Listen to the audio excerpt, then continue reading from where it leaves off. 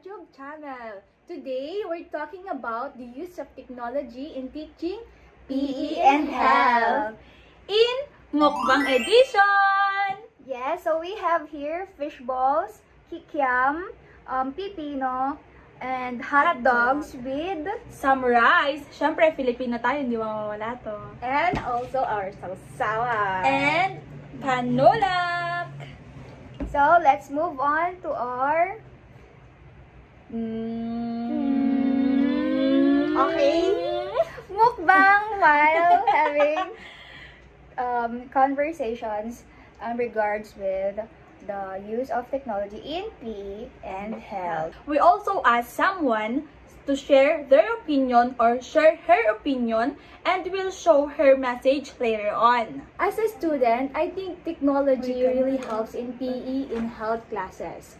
Apps like fitness trackers or YouTube workout videos make things more fun and interactive. We also get to learn at our own pace. Yeah. But there are challenges too. Not everyone has access or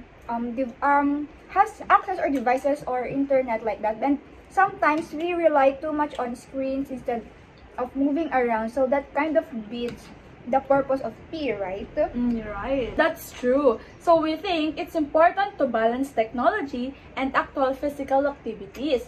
It should help us move, not replace the movement. We also asked Ma'am Janine de la Cruz about her opinion. Here's what she said. We asked Ma'am Janine, like, how do you integrate technology in teaching health? Kasi health teacher siya. So, I integrate technology into my health teaching by utilizing PowerPoint presentations, educational applications, websites, and other modern tools to design engaging activities that enrich my students' learning experiences. Okay, What are the benefits or some issues and concerns related to the use of technology in teaching health?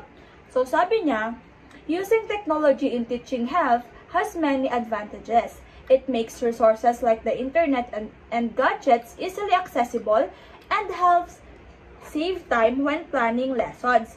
Still, even though it can make learning more engaging and meaningful, sabi niya, there are challenges, especially when some students struggle to keep up with the tools or materials being used.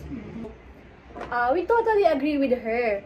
Tech is useful, but physical activity should still be the main focus. In the end, using technology and in PE and health is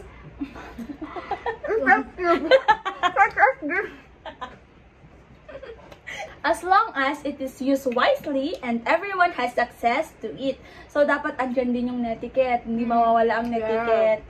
That's for our sessions or talking sessions like that with the use of technology in PE and health. And of course, you can also subscribe in our YouTube channel. We'll notify you in our next video. Subscribe our YouTube channel. Thanks for watching our vlogs. Okay, That's let's for today's video. Bye!